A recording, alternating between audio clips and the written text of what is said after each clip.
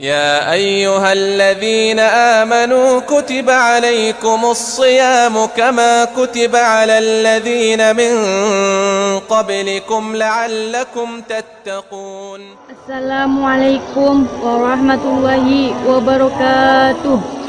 Alhamdulillahirabbil alamin alladzi an'ama bi ni'matil iman wal islam alladzi ja'ala lisanil Qur'an wassalatu wassalamu ala nabiyil karim wa ala alihi wa sahbihi ajmain.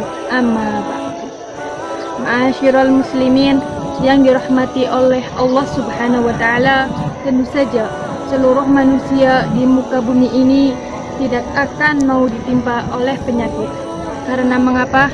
Karena penyakit itu akan memberikan rasa derita dan kesedihan bagimu. Akan tetapi lain halnya dengan penyakit yang satu ini. Penyakit yang satu ini justru membuat orang yang tertimpa olehnya merasakan kenikmatan dan kebahagiaan. Penyakit itu adalah penyakit lisan. Padahal kaum muslimin yang dirahmati oleh Allah Subhanahu wa taala, lisan ini diciptakan oleh Allah Subhanahu wa taala sebagai salah satu panca indera yang memiliki banyak fungsi. Dan Allah Subhanahu wa taala menciptakannya agar kita gunakan dalam rangka beribadah kepada Allah Subhanahu wa taala.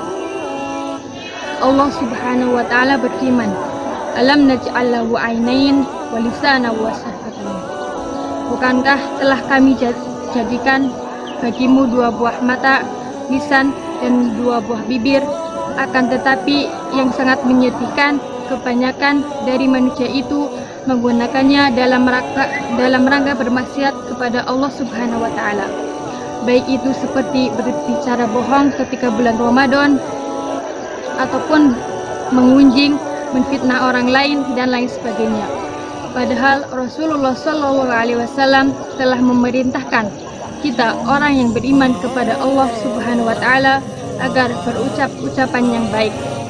Apalagi di bulan suci Ramadan ini, Rasulullah SAW bersabda, "Man kana yu'minu billahi wal yaumil akhir falyaqul khairan aw liyasmut." Barang siapa yang beriman kepada Allah dan hari akhir, maka hendaklah dia berucap ucapan yang baik. Mengenai penyakit hati ini, penyakit lisan ini, banyak hadis dari Rasulullah SAW yang menjelaskan tentang ancaman yang akan didapatkan oleh orang-orang yang senantiasa menggunakan lisan dan bermaksiat, baik itu di dunia ataupun di akhirat kelak. Di dunia contohnya orang-orang yang suka mencari aib saudaranya, maka Allah Subhanahu wa taala akan membongkar aibnya sebagaimana yang disabdakan oleh Rasulullah SAW. Beliau berkata, "Ya ma'syara man amana bi lisanihi wa lam yu'min bi qalbihi." Wahai sekalian orang yang beriman dengan lisannya namun belum sepenuhnya beriman dengan hati. Sungguhnya orang yang suka mencari aib-aib kaum muslimin, maka Allah akan mencari aibnya pula. Barang siapa yang Allah sudah cari aibnya, maka Allah akan bongkar aibnya tersebut, walaupun dia senantiasa berdiam diri di rumahnya. Mungkin sebagian kita ada yang beranggapan kalau saya diam di rumah tidak mungkin orang mengetahui keburukan saya. Tapi jangan salah, ini adalah Allah Subhanahu wa taala. Allah ala kulli syai'in qadir. Allah Maha mampu atas segala hal. Maka jikalau kau suka mencari aib saudaramu walaupun kau diam di rumah, maka Allah akan membongkar aibnya. Dan tidak sampai di situ saja, di alam kubur contohnya, sebagaimana ketika Rasulullah SAW sedang berjalan melewati dua buah kuburan, Rasulullah SAW berkata, "Wa innahu ma la yu'adzabani." Sesungguhnya dua orang yang ada di kuburan itu sedang disiksa. Mereka tidaklah disiksa karena sebab dosa besarnya. Adapun salah satunya dia tidak bersuci setelah buang air, dan adapun yang salah satunya ketika hidupnya dia gemar mengadu domba kaum muslimin, dan tidak hanya itu saja, di akhirat kelak masih ada azab yang akan menanti kita. Bukankah Rasulullah SAW telah bersabda dalam hadis yang artinya, bukankah manusia itu akan diseret di atas muka-muka mereka di hari kiamat kelak, melainkan karena sebab hasil dari ucapan mulut mereka. Maka telah kita mendengar ancaman-ancaman yang akan diberikan bagi orang yang memiliki penyakit lisan ini.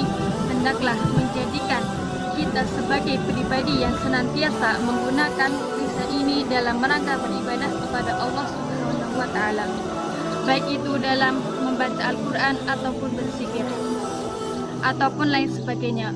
Dan orang-orang yang menjaga lisannya dan mampu menjaga lisannya dari ucap-ucapan yang buruk, maka Rasulullah SAW telah mengatakan bahwasanya itu adalah ciri dari seorang mukmin yang hakiki. Rasulullah SAW bersabda yang artinya, mukmin yang hakiki adalah yang saudara muslimnya itu selamat dari kejahatan lisan dan tangannya. Begitu pula apabila kita mampu menjaga lisan ini, maka Rasulullah SAW telah menjamin bagi orang-orang yang menjaga lisannya akan dijamin surga bagi mereka. Rasulullah SAW bersabda yang artinya, barang siapa yang menjamin dia mampu menjaga lisannya dan kemaluannya, maka aku akan menjamin baginya surga. Wabillahi taufiq wal hidayah. Assalamualaikum warahmatullahi wabarakatuh.